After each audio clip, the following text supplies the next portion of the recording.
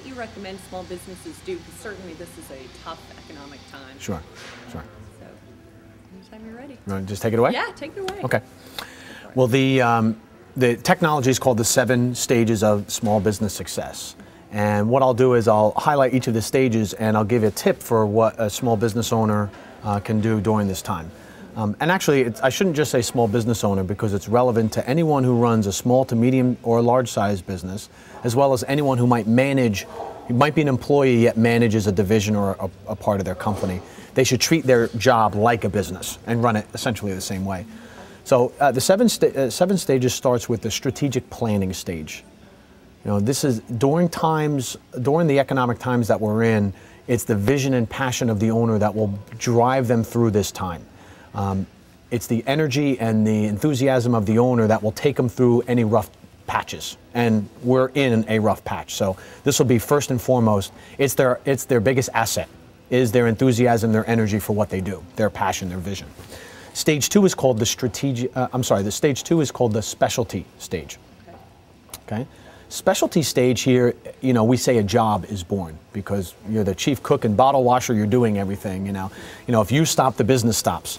What an owner needs to do at this point is they need to actually expand their brand to a certain degree. Now's not the time to contract, and it's important that they become an expert in their field. So pursue credentials, ongoing education, anything that puts them out in front of people where they can say, I'm the authority in my respective field. Because in times of turbulence, people move and they defer to an authority. So they look to authorities during this time. You're having me do this interview, right? You look to an authority, and so people, if you're a hardware store, if you're a jeweler, become an expert in whatever it is that you do, because people will, in the end, defer to an authority. So that's key. And it'll allow you to sustain your billing rates and the price that you charge for your products and services, where you're not giving things away just to just to churn, as they say, or just to create, payroll, right? Right. Stage 3 is called the synergy stage. And here we say a sandbox is born. All right, and a sandbox is born because, yes, you need to learn how to get along in the sandbox as we're taught as kids, right? And it's really the toughest stage for all small businesses because they need to communicate effectively. Entrepreneurs are sometimes the worst communicators.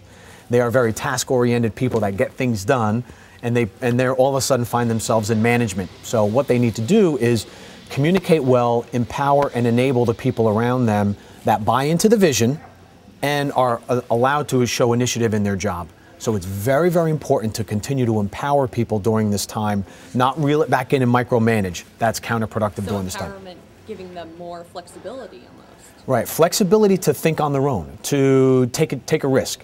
And there's a two-sided coin here. On the one side, you have to allow them to make some mistakes.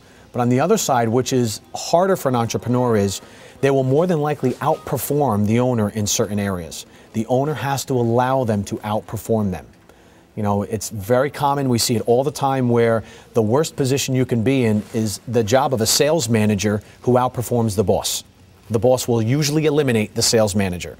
So you have to allow them to succeed beyond what your expectations are. Very crucial during this time.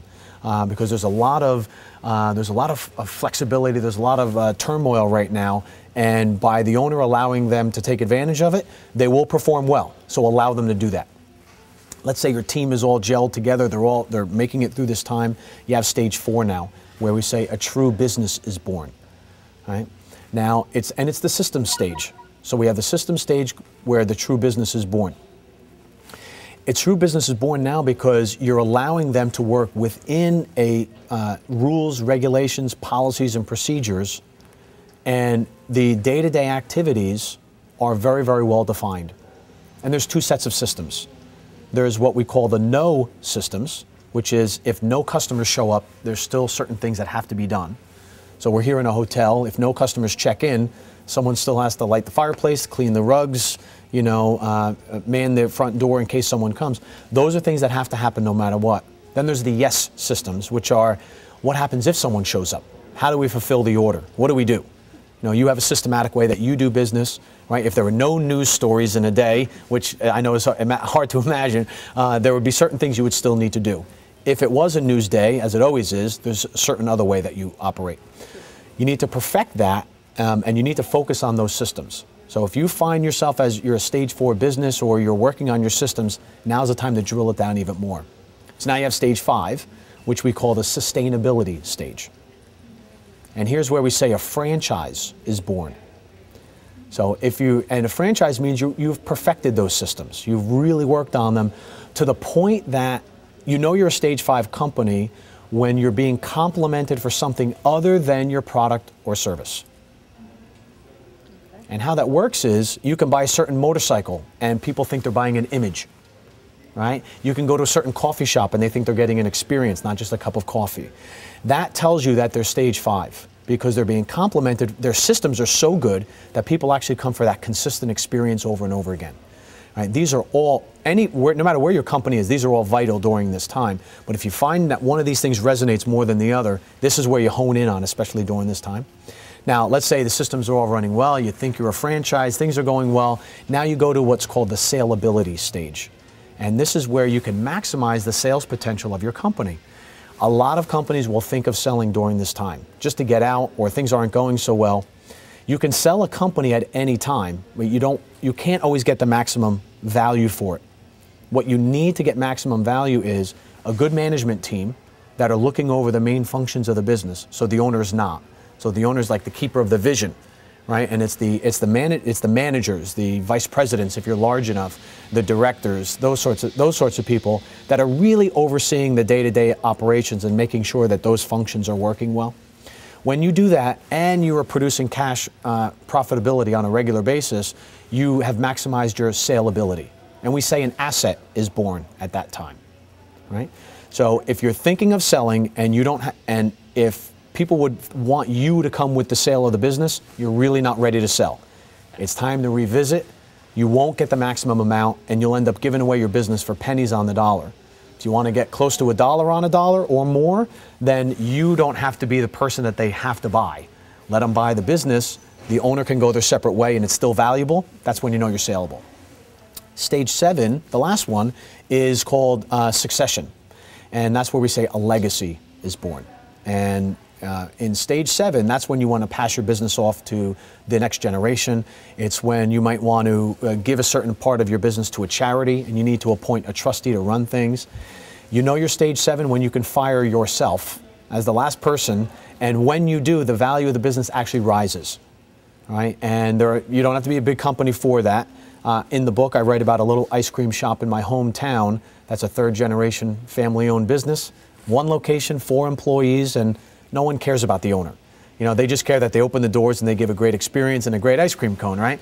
So they're definitely a stage 7 company, all the way up to Microsoft. So when Bill Gates left the company, the value of their stock went up. So that's an example, right? So if you, the owner, can step aside and the business is every bit as valuable, you've got a stage 7 company. And that's when a legacy is born. So in one sentence, if you had to sum up, say I'm a small business owner, I'm watching at home, what's the most important thing for me to do right now?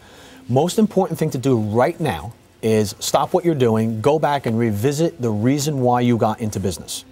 All right? Most business owners say, I have this great vision. And I have some clients that do these infomercials at night, right? You know, buy this and, you know, transform your life. People see that stuff and they get a vision and they say, oh my God, I want to own my own business. And they get visions of driving the expensive car and having the wonderful lifestyle. Then they get into business, they get knocked around a little bit, and instead of driving the high-end car, they're driving the little beater saying, you know what, that's enough for me. And they've shrunk their vision and they've given up a little bit on that. The main thing they need to do right now is go back and revisit that vision and rekindle that passion for why they got into business, because that's what will take them through this time. That's number 1. Number 2 is get that vision on paper, a written plan. Most people, you know, the 2 most hated words in the entrepreneurial language are written and plan. So take anything they do, put written and plan on either end, and they don't want to do it, right? So get them to write whatever it is down.